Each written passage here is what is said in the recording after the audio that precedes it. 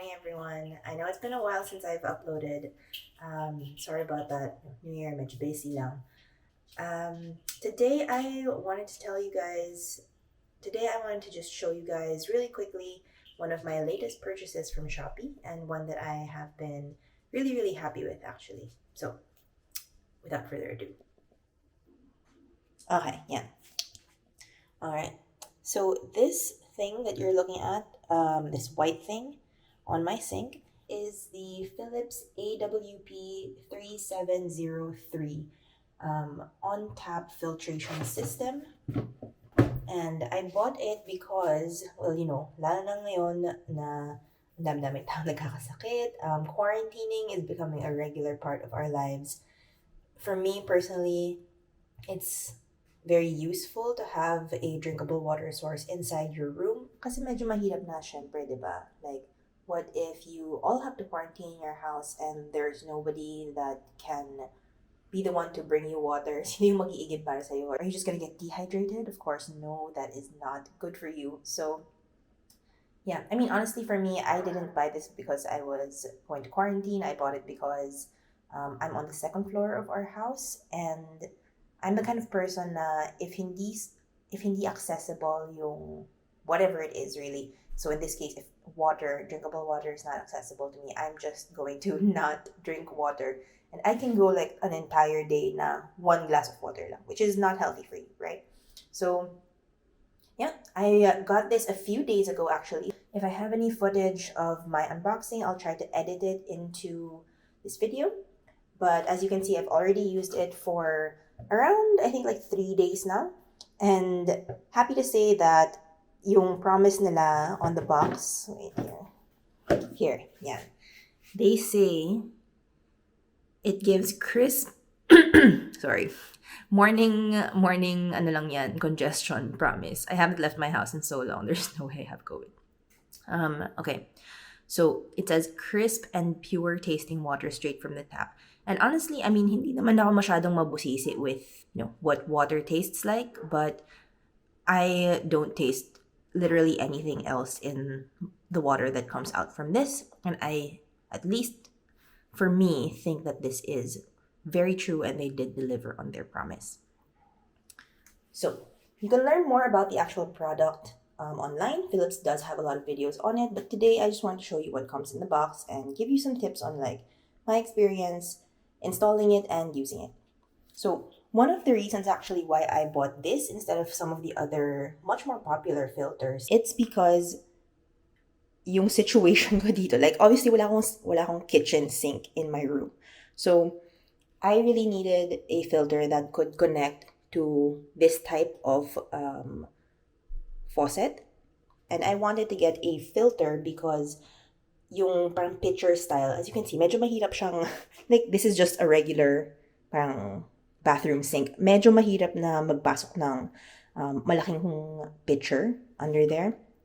So that's just my personal preference. I wanted to get this type of filter. And installation was actually, well, I don't want to say it was super easy because mga 1 hour din ako nag-install because I couldn't figure it out. But it wasn't that hard. So the box actually, so the set, comes with all of these adapters. And that means you can attach it to etong type, which is yung type A. As you can see, yung upper left corner where my old parang sink spout is now, just para hindi ko lang siya mawala. They have that type, which is basically if yung sink spout mo like screws into the main faucet. They have yung type B as well, which is if baliktad naman, if yung parang loob ng threads screw into a larger outer ring for the spout. I think that's a lot less common, at least sa bahay namin walang ganun. But in case that's something that you have in your house, meron din. And then itong type C is for yung more typical kitchen sink style na as you can see parang may grip siya because you just fit it onto the outside of your sink. Usually yung mga ganitong style is yung walang natatanggal pa na spout, unlike what you can see here dun sa type A. So this one I think is going to be a lot more common as well. So type A or ito usually. And then you get also a parang screwdriver device, pero specific to be used with these adapters, of course. And that one's actually really useful and really effective, so I kept it there. Yeah. All right. So once you have installed it, what I did here was basically I took out itong parang spout niya, and I found the correct adapter that fit, screwed that in, and then itong whole thing actually clicks on lang siya. So if you ever want to take this off or like switch it to a different sink for whatever reason, you just turn this and then you can get it off.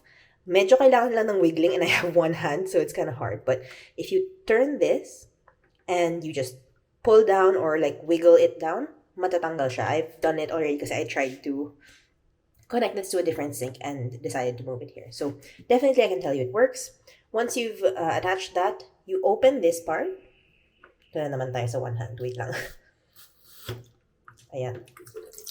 Once you open this part, when you first get this actually, make sure you open it ha. Kasi when you first get it, naka-plastic itong inner filter. And of course, if naka-plastic siya, hindi siya mag-filter for you if you don't take the plastic off. So took this part, yung filter out. This is the X-Guard AWP3703 filter. And then once you take the plastic off, just put it back in, and then you can, okay. Yan, so one hand. All right. And then just screw that back on, and it'll be secure and ready to use. One last pala. Ready to use na siya, but you also want to make sure na itong nasa top, how they set this up is actually wala siyang timer or anything, even if it looks like a timer. All you do is you set the arrow to what month it is. So right now it's January when I'm recording this. I set it to 1. And then yung mga dots na to, kita nyo ba yan? Well, hopefully kita nyo yan. But yung dots na to, yung 1 dot, 2 dots, and 3 dots, those are what will tell you by when mo kailangan most likely i-replace yung filter. So if you're one person using it lang and consuming just that much water, probably by around July, kailangan ko na siyang palitan. If there were 2 people using it, by by around April, probably kailangan ko siyang palitan. And then if 3 people, probably around March. So that's really how it works. Simple mechanism lang, but honestly, I think that's very helpful. And then once you have it installed, they actually ask you to parang let the water run through first. Kasi, syempre, galing sa factory to, hindi naman siya like ginamit na or like run through na ng water. So if there's just any debris in there or any sort of, I don't know, chemicals, something na kailangan mong i-wash out, they just don't want you to drink that, of course. So how this works is yung push button lang yung pang switch mo. You have a shower head na regular water lang. Ayan siya. And then when you push it, dyan naman lalabas yung filtered water mo. Now, as you probably, I don't know if nakita nyo kanina, but when I opened this, there was actually some medyo dirty water na lumabas because syempre na kind of like pag may shower ka or may gripo ka, just because inoff mo naman dito, syempre may konting tubig pa rin na nandito na because I've already used this. But if you're starting from zero, there actually also is a parang black siya. I don't know if it's from yung parang carbon filter, yung activated carbon filter that they say is in here, I believe.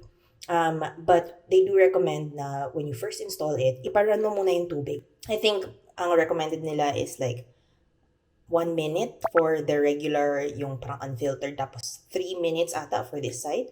Pwede mong babaan na lang yung like water flow rate para hindi sayang sa tubig, syempre. But try to get a good stream kasi noong unang pagbukas ko talaga, as in black siya, isang parang bugso lang. And then, okay na siya actually after that.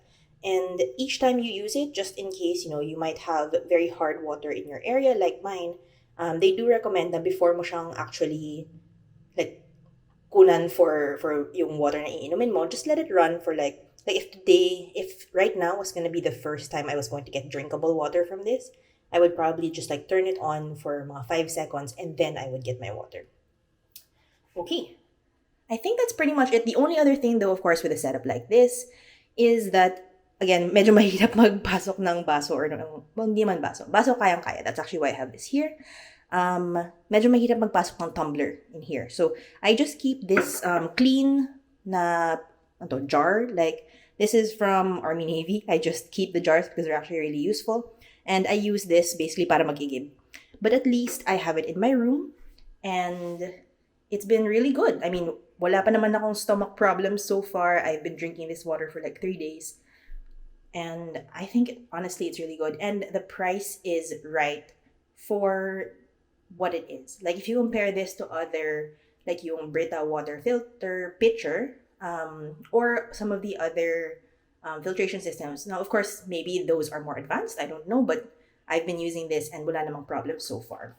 The filters themselves also are not super expensive, and you can get these just online sa Shopee. I'll try to link the seller that I got all of this from in the description down below. And if you have any questions, just let me know. Okay? Have a good weekend, guys. I will hopefully see you soon. And if you want any other videos, just let me know down below so that I kind of know what to record. Because, medyo tulog pa yung brain ko for the year. Okay, sige. Bye!